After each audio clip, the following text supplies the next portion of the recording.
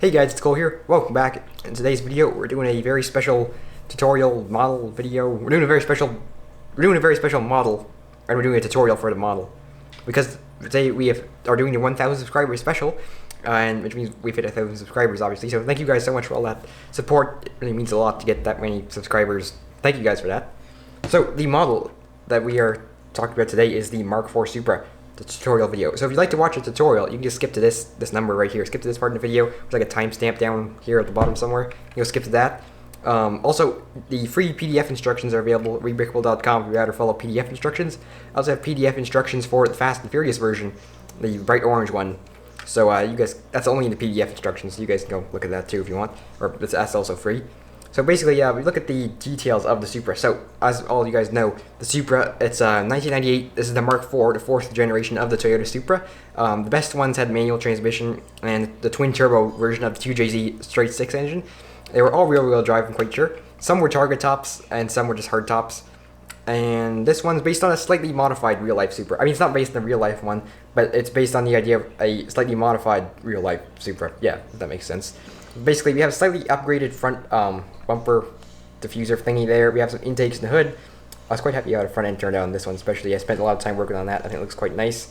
Up on top, obviously, we have this hood intakes. Moving along the side. Sides are really simple because there's not really too much to them on the real car. Around the back's a bit more complicated. We have that big old single exit, I don't know what you would call it, JDM style exhaust pipe or just tuner style exhaust pipe. You see tuner cars with these massive exhaust pipes just driving around all the time. You got the aftermarket wing, which is like a, aftermarket wing. There's not really too much to say about that. Inside you have the interior. Obviously, this is I'm just talking about the obvious stuff here, but we have an interior. It's modeled after the real Supra. I'm gonna try and get an angle on there. You guys can see it better. Yeah, something like that. Fits two minifigures, and it fits tall minifigures. So you can get a minifigure with slightly taller hair in the passenger seat because you can set them a little bit farther forward. So let's get on with the tutorial.